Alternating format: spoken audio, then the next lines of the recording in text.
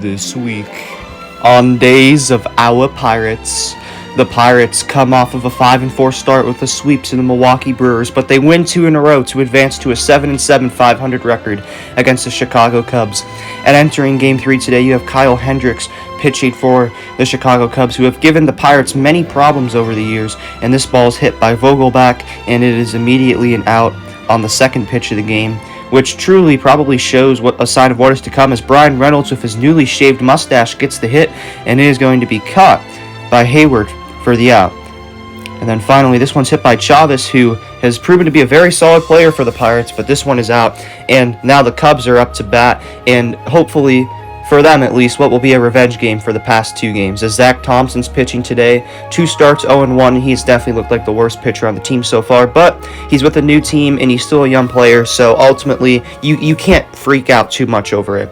As he throws for the strikeout, hopefully this is a sign of what is to come today for Zach Thompson, as this one is hit, and this one's going to go right to Reynolds, who's going to throw it, and is this one going to go home? And it looks like he's not. He's going to stay at third, but 1 out, men on the corner bases, and here comes the Chicago Cub up to hit.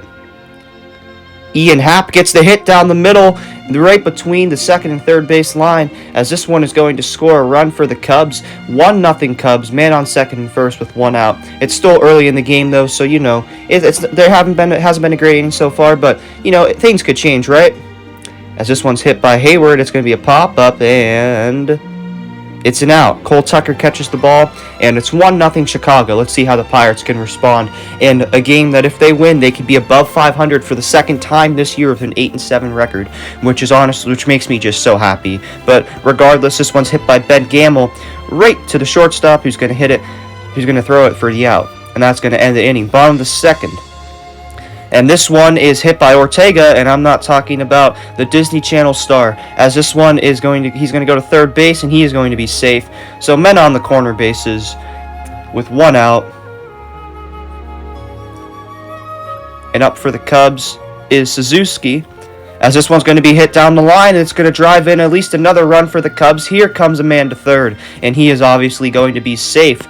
So the Cubs up 2-0. Very good showing so far for them in today's game.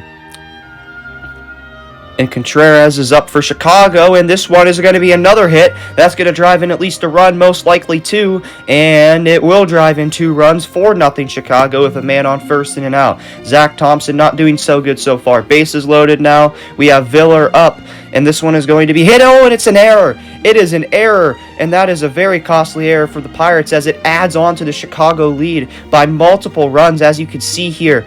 It is just going to hit his elbow in a very poorly timed play, as this one's hit by Rivas. This one's going deep, and it is gone. Zach Thompson once again has come to play for the Pittsburgh Pirates, but he might as well have a Chicago Cubs uniform on, as this is going to be a 9-0 affair in what is by far the worst showing for the Pittsburgh Pirates this year so far. Bottom of the 4th inning, Pirates couldn't get anything done on the offensive side of the ball, as this one is going to be hit, and it is going to drive in at least a run, possibly 2, as the Cubs are going to take a double-digit lead, and that they do. It's going to be a single, and it only drives in 1, but Hayward stays at third base, men on the corners with only 1 out, and this one's going to be hit, and it's going to be out. So bottom of the 5th inning now, Pirates once again failing to do anything to hitting the ball. This one's going to be hit by Suzuki, and this one is gone. Oh, no, it's not gone. It stays in the park, and this is going to be a double for Suzuki. So close to getting that home run. But on the bottom of the 5th, you have another double, and this has just been an incredible game for the Cubs, but it also plays part with the terrible game for the Pirates on both hitting and pitching, as this one's going to be hit again, and that's going to drive in another run.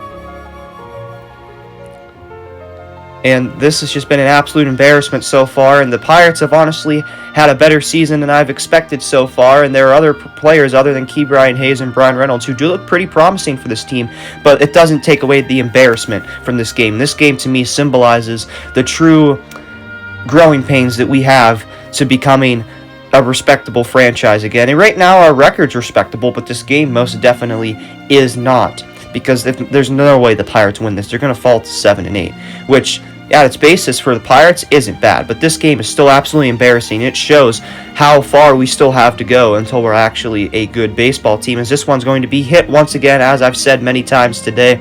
Still only one out in this dreadful inning, and that is going to be 14-0 Chicago. And no, this is not a Chicago Bears football game. This one's hit, and this one is going to fall between the gap, and that is most likely going to drive in 2 runs. Definitely drives in 1, and it only drives in 1. So still 15-0 Cubs. Pirates, jeez, they never do such a thing. As this one is hit, and it's going to drive in another run, and just like that, Chicago up 16-0 in a baseball game. We thought it was bad last year against the Atlanta Braves. We might not even score a run this game, and the Cubs might score the same amount of runs as Atlanta did, if not more. And it says the Cubs get the strikeout. And yes, the Cubs hitting has been great, but you have to give credit to their pitching and how terrible the Pirates hitting has been too. 0 runs still for the Pirates. As this one, another error. And Hayward's going to score off of that one. Kevin Newman once again showing us why O'Neal Cruz was wrongfully put into AAA, just so the Pirates could try to save money if he doesn't take top 3 in the Rookie of the Year race. And the Pirates lose 21-0. Every single player for the Cubs got a hit and scored a run. This is not a football game, ladies and gentlemen. This is a baseball game. And I know there's 162 games in a season, and even if you're a team like the Dodgers and the Yankees and the Red Sox, you are still going to find a way to have games that are pretty embarrassing, because there's 162 games in a season, right? But the Pirates find a way to take embarrassing to the next level. 21 runs. No runs scored in response, and 2 errors. We had 3 hits throughout the entire game. Absolutely no momentum. And I don't even know how to feel about this team anymore, because overall, 7-8 record, I can't complain about that. And they've actually, other than this game and the first game of the year against the Cardinals, they've looked like a watchable baseball team, which is something that I'm very happy about. In one game below 500, if the Pirates finish above 70 wins, I'll be happy. If they finish above 75 wins, I'll be ecstatic, right? I don't have incredibly high expectations. And like I said, this game was not good. But overall, this team's showing promise. And it's not just in Ke'Bryan Hayes and Brian Reynolds. Michael Chavez, Daniel Vogelbach probably won't be here long term. He's been pretty solid. Yoshi Tsutsugo, again, another player like that who's been remarkable for this team, right? So overall, I'm still excited to watch Pirates baseball. As I always am, but especially this year, I feel like I have a reason to. And I still feel like this team isn't going to be great, but they could still be a team that's definitely improving and is showing some hope outside of the players that were showing hope last year, who are already very solid. In Brian Hayes and Brian Reynolds and Ke'Bryan Hayes, both of which have been extended by the Pirates, which is something that I'm very happy with. So overall, management's making pretty good decisions right now, I'm not going to lie. But what I don't like is how they basically robbed O'Neal Cruz in hopes that they could try to save paying him money and counting a year onto his contract, right? Start your best players, and O'Neal Cruz would be, in my opinion, the third best player on this Pirates team immediately. But there's no way he wouldn't be top 5. I feel like that's pretty universally agreed upon. And not just the Pirates fan base, but in fan bases across the MLB, right? And like I said, this game to me symbolizes the growing pains that the Pirates still have, and that even though they do look like a respectable baseball team aside from the very first game of the year and this game, and they are still showing some promise outside of players like Ke'Bryan Hayes and Brian Reynolds, who are already very good. They're both still so young and are locked up to stay in this franchise for the years to come. There's still going to be games like this. The Pirates are still... They're nowhere near the complete rebuild yet. But I do truly, for the first time in years, I truly believe that they are getting there. But this was an embarrassing game, and it symbolizes why Days of Our Pirates is a thing. 21-0, guys, come on. But the time that you see this uploaded, they have a game today at 2:20 p.m. against the Cubs. Hopefully, the Pirates can find a way to respond and get back to that 500 record. But just like the Pirates... Basically, I have no idea what to think of this team anymore, but I still am happy with how they've played so far up to this point in terms of their record. But my goodness, was this embarrassing, and it really just makes me super confused. So are the Days of Our Pirates.